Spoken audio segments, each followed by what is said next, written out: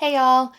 Today on Spectora Spotlight, I'm hanging out with my friend Brent Fletcher, certified master inspector, business owner, and the pure genius behind those viral "Don't Do That" posts you've probably seen online.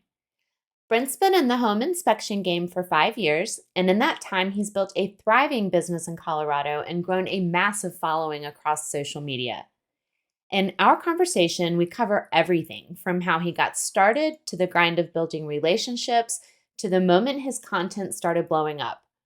It's a great mix of business hustle, crazy inspection stories, and the social media playbook that helped him reach 500,000 people. Quick note before we dive in.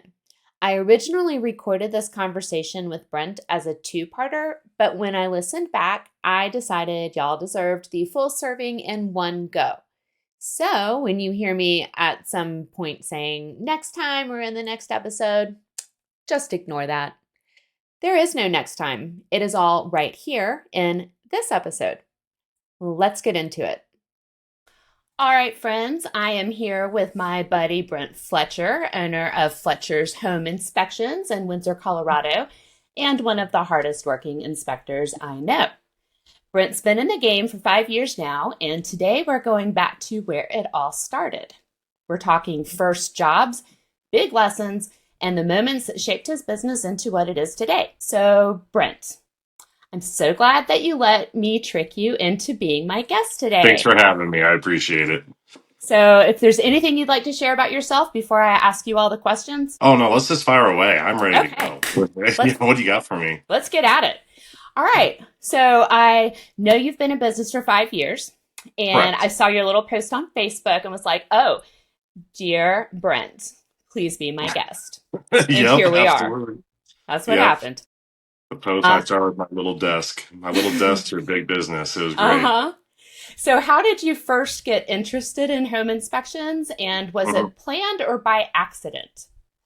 So it was kind of by accident. So I'll make a short story long for you. So Great. how it all right. So I have a long history of construction. I've done roofing, I've done foundation work under the Army Corps of Engineers, electrical work, pretty much everything across the board. And I've always also worked in restaurants. I've kind of just divvied between the two.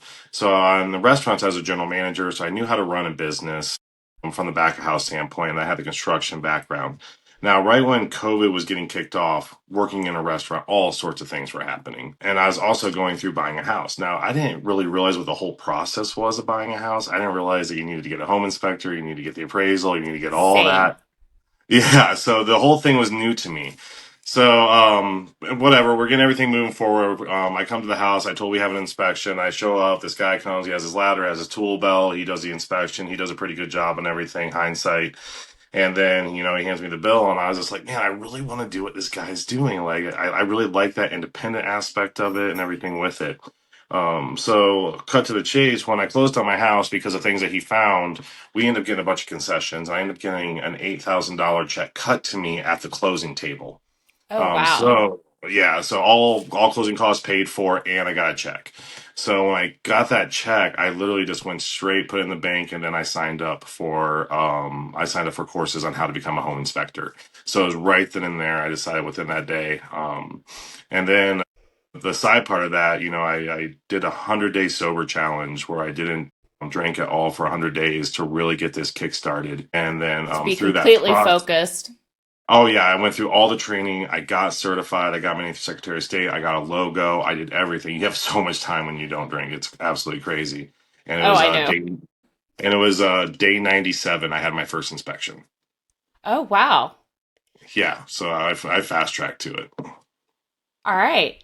So So I know that, so you just gave us a little bit of your background. So what would you say? So it was 97 days of you Mhm. just kind of at the grind, getting to the place where you could do an inspection. Mhm. And what would you say after that were the biggest challenges in your first year that you were in business? Absolutely. So I got lucky grabbing it for my first inspection. I did a lot of networking events, and I was constantly, shaking hands and all that.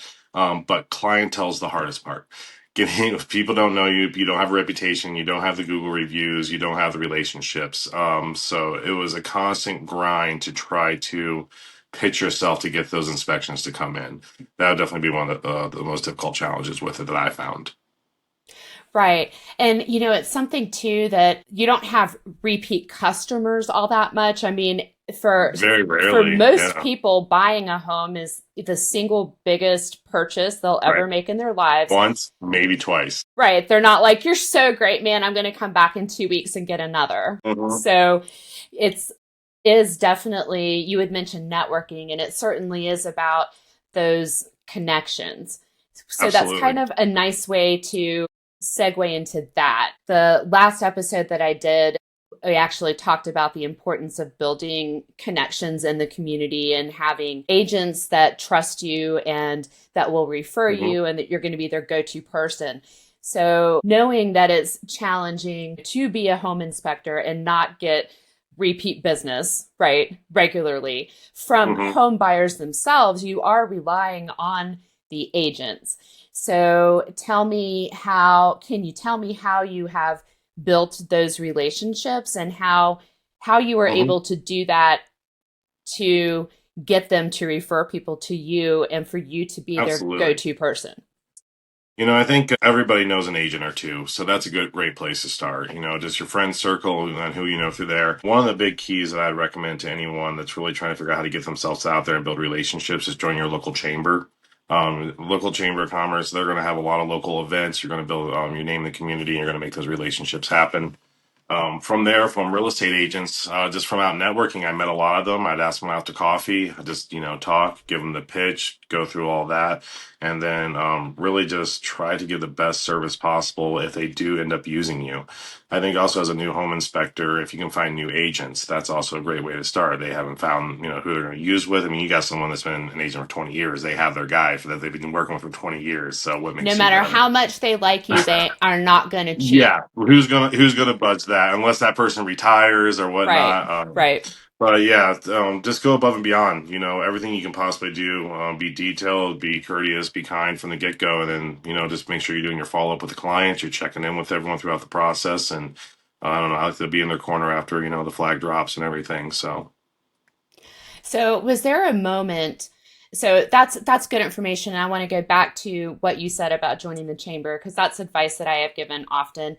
It is Hmm. such an easy way to first of all feel legitimate, right? So you Yeah, pay the fee to be the right. small business, right? And it's as home inspectors being a local service area based business, what better way to kind of get yourself out there and attend Hmm. all of those schmoozy events, right? And, And and feel help like the you're, community too. But yeah, you're yeah, helping the community. You're actually out in there. I've been through every networking event you can imagine, and as of now, I still am a member of chamber events. So I still go to chambers. They're just where it's at.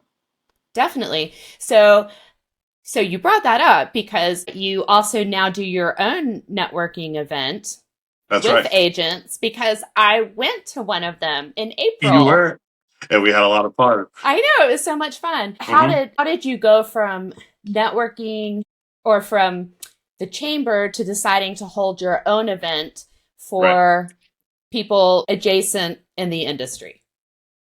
So, once you start getting into networking, I mean, there's a lot of different models out there and whatnot. And I was just never a fan of the whole pay to play type of thing where, you got to pay, you got to force referrals within your leads group and all that. I get the benefit of it, absolutely. And it may work for some people. For me, I always liked a more organic approach. I got my list of, my company mottos, and the number one is organic relationships. So, I would never want someone to refer me because I'm in a group with them. I'd only want them to refer me because they know me, they trust me, and they want to go forward. So with that, I was like, some of the best connections I've made have, been, after hours and having a beer. So I was like, you know what, why don't I just start a networking event that kind of revolves around that? It's not a new idea, but yeah, happy hour real estate networking. And it just evolved it. We did it at a bar at 5 to 7. You get done with your workday, come down, take your name tag off, shake hands with other local entrepreneurs, real estate agents, mortgage brokers. And before we knew it, we had 1,000 people in the group. We generally have between 50 and 70 people show up per event. And it's just a whole networking. Everyone has a lot of fun. We cheers. And every now and then we'll hit a bar crawl after. Oh yeah. I mean, and everyone was super, super nice at the one that we Hmm. attended. There was one girl there talking to me that was trying to get me to come to her bakery thing the next morning. And I was like, I actually don't live here. Right. Like Well, we flew from Asheville to sponsor this event because we really like Brent. I actually have to go to Denver tomorrow and then back to Asheville. But yeah, everyone was super friendly. And we even ran into an inspector I've been working with for years, Todd Gorley, when he was there. So he showed up mhm. at your event. So yeah, Yeah, it's that was certainly a a good good time. time. For sure, for sure. So was there a moment within that, say, that first year or the first 2 years where you were like, okay, this is really gonna work, where you felt like a shift, right, from Mhm. I'm hoping this works to I'm feeling this is gonna work? So there was definitely, a rise and climb. Summers are always busier. The first year I was just happy to get any inspection that came in. The second year I was starting to pick up a little bit. Summer was good, but always dies off a little bit during the winter. So in the summer I was like, yeah, this is gonna happen. And then we get into our harsh winters out here in Colorado and it would dip down and be like, oh man, I just got to keep pushing, keep moving forward. And it was year three when everything really started to click, and it was just consistent. I was able to not have a part-time job anywhere else, and I was full on doing the home inspection business. So once you, and that's an interesting thing too, I think that is important to speak to newer inspectors who maybe haven't gone through the seasonality of being a Hmm. home inspector, right?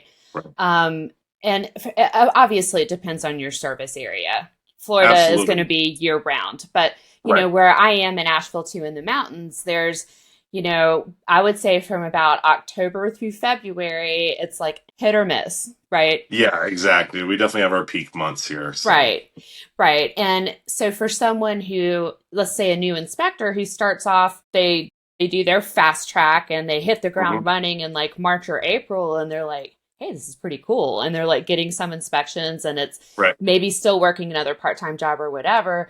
And Hmm. then depending on their service area, if it is one that is impacted by the seasonality of being a home inspector, in September, October, they're like, "What have I done?" Right.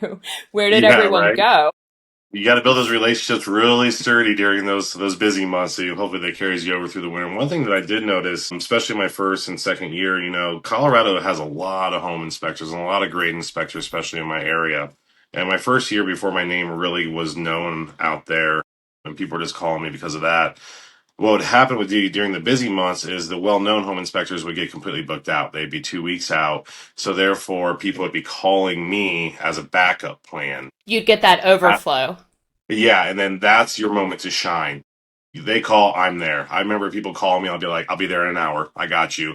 Knock out the inspection, do whatever I can just to get that up and running, doing three a day, just to make sure I'm always available to show them their agents that, I'm a reliable home inspector. So that's a part of the growth, the ladder, if you will. Yep. And again, that's why relationships are so important. And something you said earlier about doing that organically, I'm Hmm. 100% there with you. I think that is that is the sticky growth, right? The Yeah. leads that you pay for or the AdWords that you buy, all of that, you might see certain spikes while you're doing that, but Hmm. it's not sticky. And Right. organic growth, though slower, is more meaningful and actually has a big impact on the future of your business, which, you know, Hmm. you want to You can stay in look back and business. laugh with agents and all that stuff of what happened back in the day. You guys grew together. No, absolutely. So, are there any early mistakes that you laugh about now? Maybe some things that you were like, I'll try this. And then you're like, maybe shouldn't have done that. Yeah, yeah, man. I think there was more than a handful that we all made in the beginning, just trying to figure it out. I remember when I first got started, seeing the insulation and a water heater. Some of them are insulated down when you remove, the cover, and you can see the insulation. And I thought that was a defect. I was like, "There's no way you can have insulation right next to the fire." It's like, and I had to like spend a lot of time. But it's like a lot of those things where you just kind of like so much going through all the training, but I mean, a lot of time you're out there doing inspections. That's a pretty standard one, but you got to deal with. however many years of do-it-yourself projects, and how do you pull that apart if it's right or if it's wrong?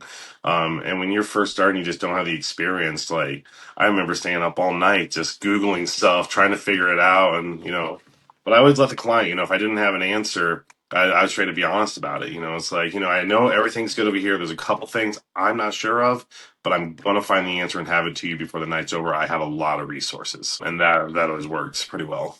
Well, right. It's that vulnerability, I believe, and that authenticity that is gonna cause people to trust you, right? Hmm. And I think that anyone starting, we were chatting right before I hit record, like I'm new at this podcast, but I'm Figure it having a out. really good time doing it. But every time that I interview someone, I take something away from it, right? And Hmm. that like I won't mess up that way again, or some feedback that I get, and it's like, oh, maybe I should try to dig a little deeper on some of that. I mean, everyone is, doing their best to work things out. And I think being honest and vulnerable and authentic about that Hmm. is what people trust, because ultimately, a home inspector needs to be trusted above Yeah, all else, absolutely. right? I think that's the main key for real. I It think, yeah, is. like you said, just saying that one thing is like I don't have an answer now, but I will find it tonight. That's just showing that that's a relatively good means of trust right there. Yeah, for sure. So, were there any tools or systems that you wish you had known about or been using when as a new home inspector? And I just recently did a series on AI, which has Hmm. just been over the past few years, and talked to an inspector who has just been using it in such wonderful ways to save Yeah, him time, right? AI is So, great. and I think if, 5 years ago, that probably wasn't available to you, right? Because it's No. only been out for a few years. Yeah, this And last year or so, I've really adapted it, and it's been wonderful. Just for on the spot narratives and things I need to know. You right. still got to know what you're talking about, because it has given me some false information before. I'm like, Oh, you nope, have that's to definitely. double check. But it does help clean things up a lot. Fast generate emails a lot of times. I'm just driving, I'll just hit record and say what I want to say for an email and tell it to generate it, and then boom, I can just copy and paste. So a lot of times it does help with things like that. Yeah, yeah. And there's something, so as far as AI goes too, just making like a lot of the repetitive stuff, is he was using it for a lot of repetitive stuff, and similar to what you just talked about, like shortcuts that he can do, that he's not having to stop and like lose Hmm. focus to do this, because it Yeah. just frees up bandwidth. So of course now that would be, I think any inspector who's just getting started, just assume that AI will be part of your workflow, right? Yeah, And you either get on board or yeah, or someone else get someone out. else is gonna take the lead. Right, It's one of those right, things we're not gonna be able to stop it, and it's especially a lot of younger people are really getting into it, and they're gonna grow up using it. So get right, into it now, or it's yeah, get right. into it when I can. So that said too, you were talking about how when you first got started. So this is interesting. So when you first started with home inspections, and you mentioned that you would Google a bunch of stuff to find out, what it Oh yeah, was. just trying to figure out the right terms and Right. So for the people listening, you can use AI for that now. And you still have yeah. to double check it, but like Hmm. ChatGPT, if you ask a question like this doesn't seem quite right, and then cite your sources, and it Googles all of that for you, right? Yeah, So even that is a shortcut. I've used it to take pictures and ask the model of Yeah. different things. I'm just like vent covers. What model is this? Take a picture, Hmm. and it'll usually pull it up. And now I can find more details or find the installation, whatever the instructions. Hmm. Some inspectors too use it to check for like if there's recalls, based on Hmm. the product label, the Yeah, manufacturer's label, stuff like that. So I guess it's a that pretty wasn't, handy tool. huh? It's a pretty handy tool. Yeah, yeah, yeah, yeah. So you didn't have that when you started, No. but is there something other than AI that maybe you didn't adopt as early as you would have had you Mhm. known how helpful it would be. A little, yeah, and we'll go a little bit more simpler than AI. I remember when I felt like when I really leveled up, like Mario, just just leveling up. Was a telescope ladder. Holy cow! But that one thing, not carrying a big A-frame ladder upstairs through a house, banging walls, and just have a small compact to get into attics and everything. And I don't know, just everything about, or when you're doing double roofs, not having to carry a big ladder on a big ladder and throw it up there, but just having a small ladder climbing up, throwing up. It's just everything about it was just a huge game changer. Made everything faster, and I could throw in the back of my car. It was just, yeah, that was my big one. It was $100. I'm gonna be honest. The first time I saw one of those, I was like, "Why doesn't everyone have one? They're They're so amazing. cool." It makes an like a regular, just basic ladder seem just so clunky and weird. Yeah, and I still have a good solid A-frame ladder. You never know when you're going to need an A-frame or just a nice straight ladder to get a roost, but I use that. If I had to pick one or the other, it'd be the telescope. I use that one way more for everything, and everyone's worried about them not being sturdy. I've had the same one for almost 3 years and no problems with it. Yep. All right. Well, that's a good answer. Good answer, Brent. Yeah. So, what would you say to kind of wrap up this little first part? What would you hmm say has been the most rewarding part of these 5 years for you? Oh man. I just always had a dream to be an entrepreneur and to grow a business, and just watching it develop in each stage and just being present for it has just been amazing. Every level of it, and just, to keep my hands on. Now I'm at the point that I have a team. So just watching all these things that I built from the ground up, systems, everything I put into play, and then training someone else to carry it on has just been wonderful. That's a that's an amazing answer, and I think you should certainly be so proud of what you've built and what you've done, and the people that you've helped, and the people who have trusted you, Mhm. through what is a pretty stressful transaction, right? Yeah. Yeah, home inspections it's definitely stressful. It's moving, everything. It's stressful on everyone. So being a part of that's been awesome. All right, Brent. So thank you for taking us through those early days. Absolutely. It is always cool to hear the real, unfiltered version of how Mhm. a business gets built. So stick around because in our next episode, we're going to talk about a whole different kind of success story about how this guy went from the crawl space to a crazy big social media following. So stay tuned. All right, we are back with Brent Fletcher, and this time we're leaving the tool belt in the truck. Today is all about the other side of his business, the massive social media presence he's built. From his first post to going viral, we're breaking down how it happened, what he's learned, and maybe a few stories you won't see or hear on TikTok. So, Brent, give us all the dirt. All of it. I So mean, maybe where? not all of it. We can narrow it down. Yeah, you can't give all my Okay, secrets. okay. Let me narrow it down for All for the right. for the people here. We'll start with, when did you first start posting content and why? So we already know that you've been in business for 5 years. At what point in your inspection business were you like, social media could be a really good thing for me? Right. So like I said, when I first got kicked off, I did a lot of networking and whatnot. But during this time, I also was having my son. So once he was born, that just took up a lot of time, and I wasn't able to go out to the networking that I wanted to. But I realized how important it is to keep your face present so everyone knows who you are, even if you can't be there in person. If they can at least see you every day, you're not going to be forgot. As we talked about on the last one, people don't buy a house every single day. It's a couple times throughout their life. So unless you're the last person they saw that's a home inspector, you might not be who they're going to call. They're going to call the last person they thought of when it is time for them to buy. So when I realized I couldn't get my face out into the public as much, I was like, social media, that it's, Instagram, TikTok, Facebook, they're free. You can post for free. So I Mhm. was like, I'm just going to post every single day to make sure I'm the last home inspector people saw. So you're on their radar. It's like, I'm still here.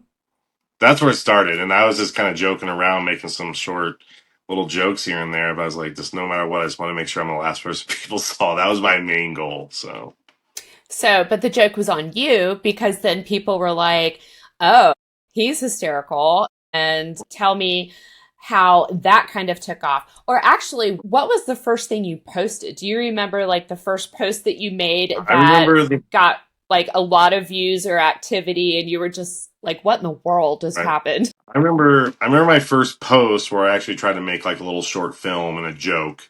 But the first one that actually went viral was probably a couple months later. And, I was doing an inspection, I was on a roof, and I looked over at the neighbor's house, and I don't know what they were thinking, but they had a tree coming out of their roof. Like, I don't know what they like built the roof around the tree or the tree grew. I don't know how it happened, but I just did a short little lead up film to it and showed it with that the song playing in the background, Ain't Nothing Gonna Break My Stride. You know? And then I posted it, not really thinking much of it, and I looked back down and like a couple hours later I had over 250,000 views, and I was just like, holy cow. Oh, That would just I was like that, and it was just something so silly and so simple. And then like most of the comments were just people saying, "Oh, it doesn't have the proper flashing," and it was just like, and then it just clicked. Like I have a great opportunity to see a lot of just random do-it-yourself projects people don't get to see every day, and that's when I really started leaning into that and just showing all the crazy things I see. well, and it has absolutely worked for you. And it's one of those things that I think sometimes people overthink social media and Hmm. they are trying to craft, this appropriate something, or they just don't know where to start. I've had so many people, so many inspectors come to me and my team, and they're interested in social media and they just don't know where to begin. And it's Right. like it's with something, but also it was what you just said, which is you see a different house probably once or twice a day. Is there Hmm. something weird in that house? Right? Is there something I'm betting there's probably something a little weird. If there's not, just, thank the realtor. Give them a shout out. Right. Like Exactly. Not inspect yeah. it. Thanks for letting me inspect this house. Best luck to the, potential buyers or something like that. Yeah. But start somewhere, but there's probably something weird in every house. Yeah, that's why I love old houses because you get those 100-year-old houses, and it's like, dude, that's 100 years of do-it-yourself projects. What will I find? So do you schedule more time if it's a really old house? Do you expect that you're going to? Right? Yeah, generally I give myself a little bit more, and yeah, you can usually expect. Yeah, you never know what you're going to find in those new builds. You're just kind of looking for defects going across the line. Every now and then you'll run to something crazy, but old houses, guaranteed, almost every time. I can imagine. I get it kind of answers, or you kind of already answered this, but we'll go for it anyway. Hmm. So so you didn't necessarily have a content plan in the beginning. It was just kind of you No. did Oh, something I and tried people liked it, all sorts of different things. I tried doing music, little skits, green screens. I was all over the place before I and then realized you realized it was just simple, don't do that. right? Don't do that home inspections. So, which platforms have worked best for you Mhm. with the content that you're putting out? And so that's the first part of the question. The second part is why. So when I first really got into it, I think it's just the platform of TikTok itself. I mean, you could post on Facebook and you get 100 likes on it, and you're like, oh my God, I got 100 likes. And then right from the get go, when I posted on TikTok, I got, three, four, 500 views in the first hour. I'm like, what is going on? And it's just a lot larger of a platform. So you get a little bit of that dopamine because so many people are viewing it. So I really leaned into that. It's a lot more creative, just different things you can do on it, different trends that are going on. And that was the platform. I really only focused on TikTok for the first couple of years. I didn't really pay much mind to anything else. Had a lot of fun with it, but was that the end of that question? Did I answer it? Well, no, because I'm curious because a lot of people have worked opposite, right? They started on Facebook or Instagram and Right. then moved Well, to and TikTok. that's my thought. Back. I got it back. When you get the nice thing is with that I noticed, TikTok's just like all over the place. The country, people are viewing from all over the place. When you really get into your Facebook and Instagram, you get more of your local market. And that's so when I was talking about TikTok, I made my funny videos on, but I leaned a lot more into Instagram and Facebook for social media posts, posts about what I find, educational posts. I used to have a handful of them. I did what went wrong Wednesdays.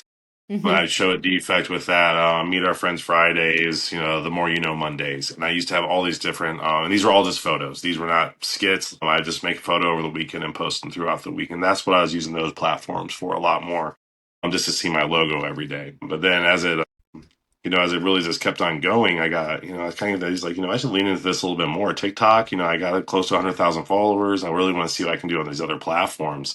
So I started taking a lot of the same videos I was posting on TikTok, and I kept posting those every day across all platforms.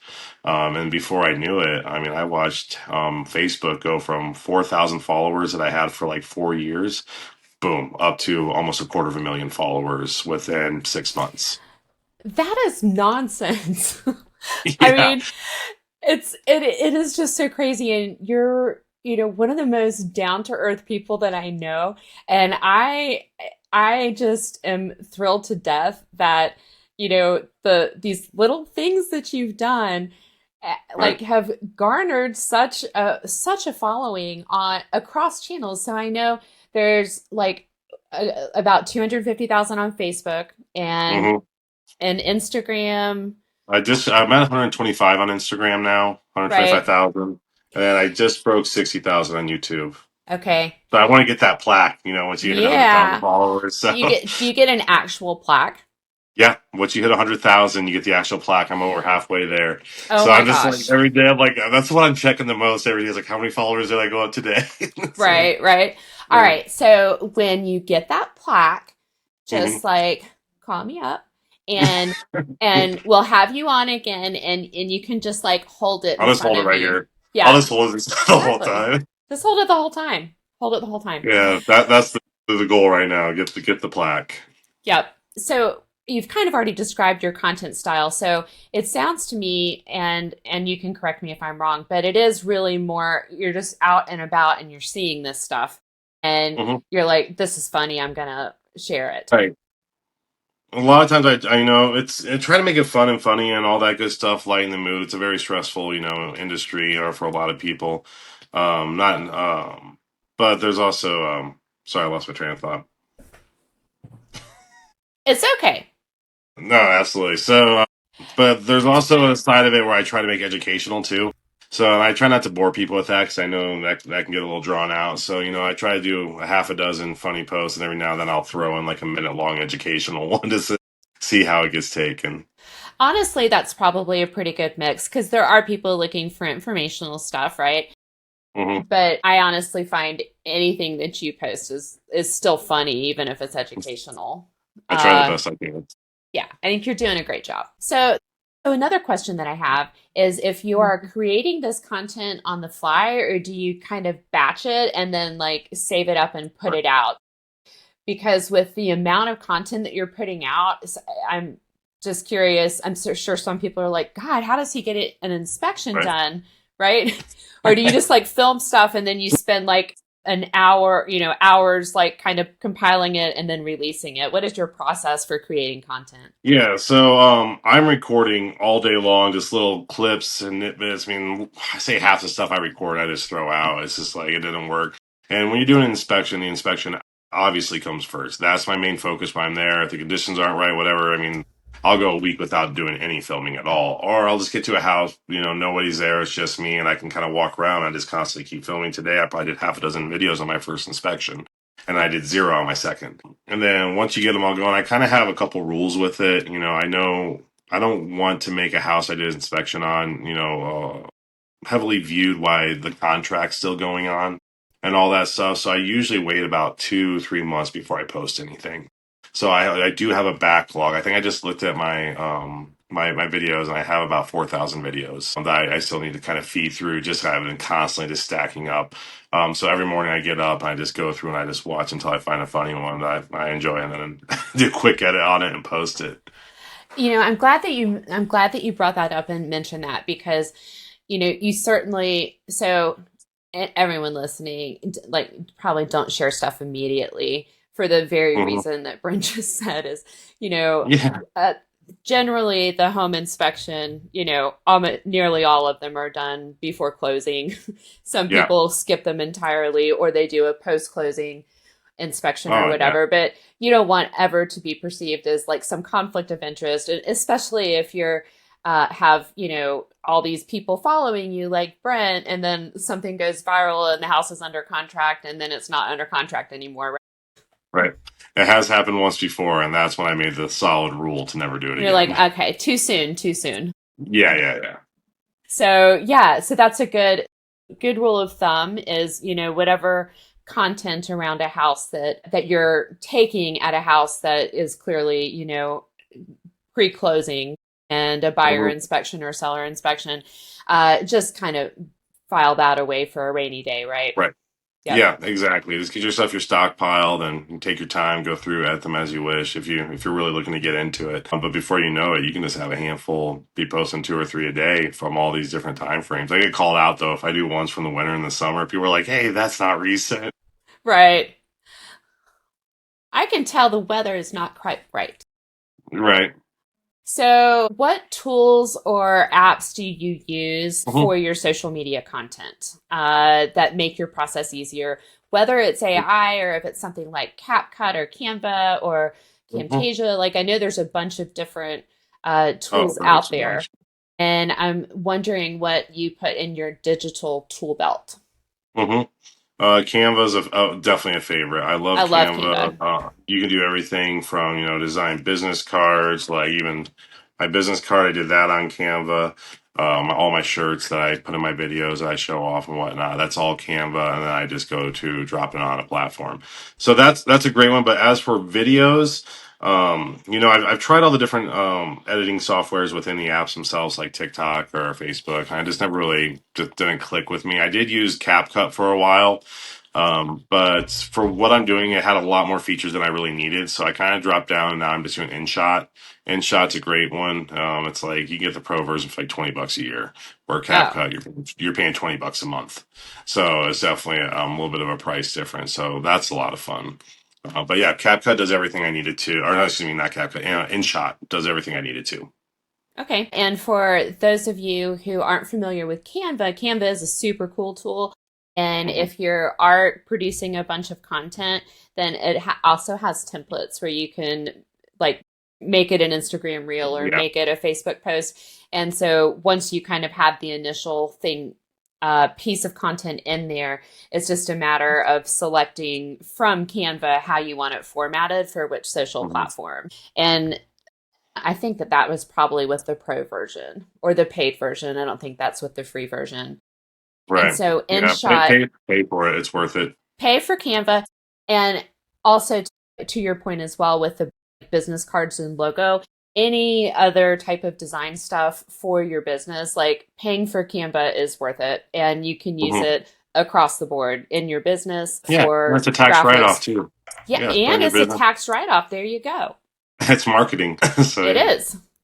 So, how would you say that the time you've invested and the work you've done on social media has impacted your business directly? How is it, how has your success with what you've done on social media changed your business and your life? Right. It was a slow start on social media for the first couple of years. Didn't really see much different. I was just having fun with it, and every now and then replying to some people and some comments. But when I really started to see, the views escalating, the followers escalate, it happened pretty rapid. And then all of a sudden, I remember just going out and people were recognizing me in public. That was just kind of a whole shocker right there. You're like, am I famous? Yeah. As for the business aspect of it, 2 years ago, it was just me. I was doing everything from the get go, the radar and the reports and all that. About a year ago, I brought on an admin to help me send out reports because I was starting to get fully booked, and I had started having some people calling in from seeing me on social media and want me to do their inspections. So at that point, I was kind of getting fully booked and had someone do the reports, send them out, and do all that, so we can still keep that personal relationship with people, within me not being overwhelmed. And then it was right before, probably around Thanksgiving. I was like, "Yeah, we're going into a winter, like I'm just going to start posting every day." And I really saw that growth, and then it just spiked. So now we got 5 employees. in the company. We have a brick and mortar. We're about 500 inspections this year. We did 77 inspections last month. Just me and one. So it was two master inspectors, me and John. John's awesome. He actually, I worked with him since day one. He had his own company, but I kind of gave him an opportunity with me. So he left his company to come over and work with me. So now we're just kind of crushing it. Fully booked out. I'm about 3 weeks booked out right now. So is John, just trying to fill all these slots. So we're just going to keep this rocking. Just keep up with the growth. That is really amazing and really Yeah. inspiring.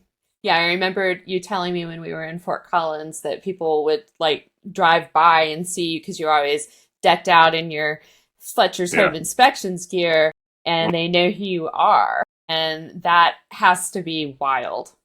Yeah. People getting out of their car to come shake my hand. It's like, Oh my what? gosh. Well, I had no idea I was in the company of such celebrity. So apologies if I I didn't know didn't. either. I didn't know either. So, Well, that is amazing how what you have done from year one through now. So you said, I'm sorry, so you have two full-time inspectors and five yeah. people on staff? So there's five of us total. So me and John are the certified master inspectors, and we handle all the inspections. We got a guy, Matt. He does all of our radon drops and air sample testing, but he is probably going to start doing inspections with us next week. He's been training. I had a whole rigorous training process for him. Made him do 50 inspections side by side with me before I let him go on his own. So we're almost there.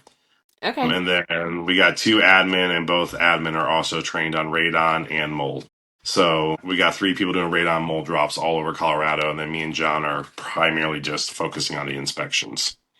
All right. So yeah, that's probably a whole different conversation on the ancillary services and how booking one job and then, making more money on that single job by knowing how to bundle that to a Right. person. hmm So we're not going to get into that right now because we don't have Too time for it. much. Too Too much. much. It's Yeah. too much. Too soon. We'll wait till you have your plaque.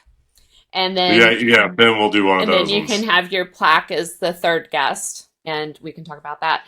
So, any unexpected or weird viral moments that you can share, like something that you had no idea and it just kind of blew up? Just like this content that I've done. Yep. No. What was the one I did? Yeah, there was one that I did. Is actually I forgot that I had the video. I forgot even recording it. I couldn't even tell you where the house was. But it was me and a crawl space, and I shook these foundation supports that were just not even touching the floor joists, and I just said, "Don't do that." It was just a simple one. I remember posting at like 4:30 in the morning. I just got up. I was a little groggy. I found it, Uh-huh. posted it. And then boom, millions upon millions upon millions of views. I think it was something ridiculous, like over 15 million views. And it was just like, holy cow, like just skyrocketing. And it just sat on my phone for almost a year. I didn't even know I had Right. it. It's like there's this kind of dormant gold mine of apparently something that people are going to absolutely love. And Yeah. probably part of, posting as often as you do is you never know which one is going to do that. No, you have Or no you idea. might think that you have one that's like, oh my God, this one is going to be, and it's just like, There's only one that I did that I knew that was going to hit well. It was because I actually inspected the same house 2 years apart, completely different everybody was different. There was no different buyers, different agents, and I filmed a video that the first time I did it, and it went viral. When I went and I saw this, I was like, I'm going to shoot the same video a little bit different, and I knew that, and it sure uh-huh, did. and it totally did. Oh yeah.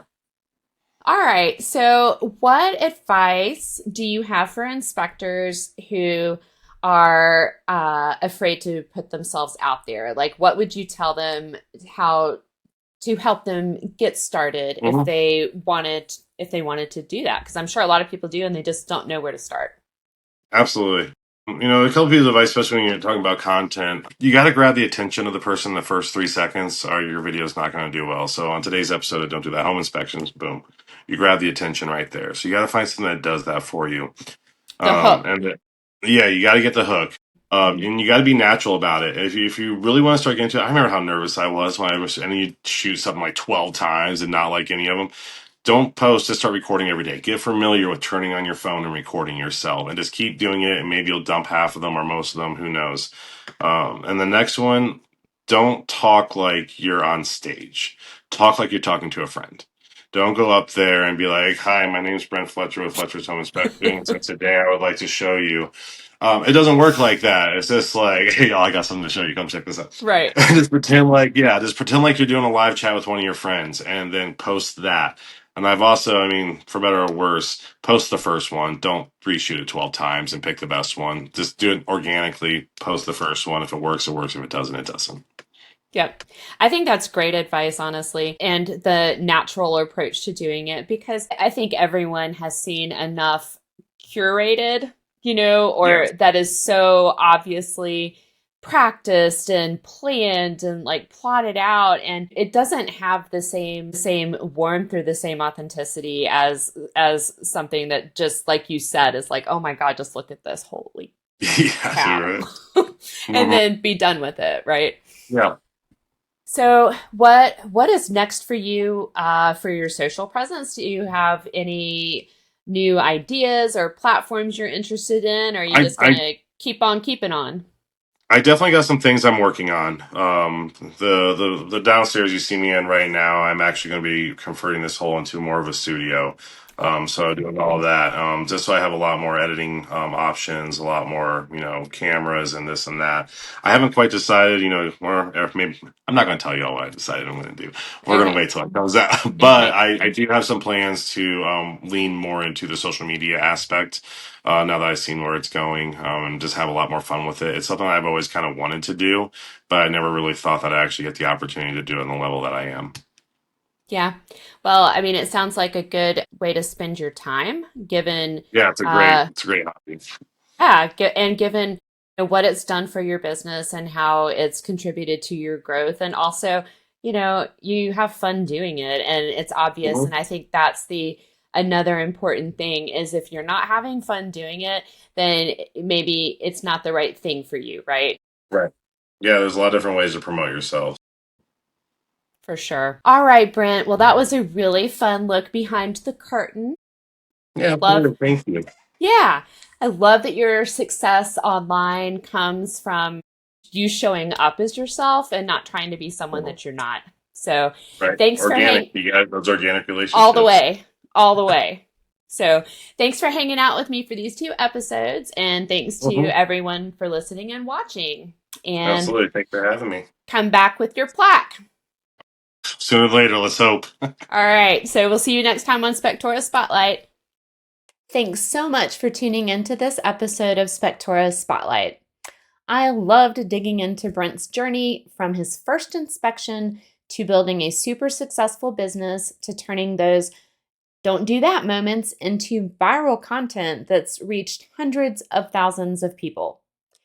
My hope is that you're walking away with ideas you can use to build your own business, whether it's showing up more consistently online, finding creative ways to network, or just remembering that authenticity goes a long way.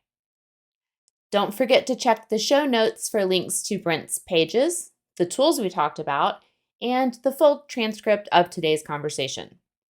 And if you enjoyed this episode, make sure you're subscribed so you don't miss what's coming up next. Thanks again for listening and watching, and I'll see you on the next Spectora Spotlight.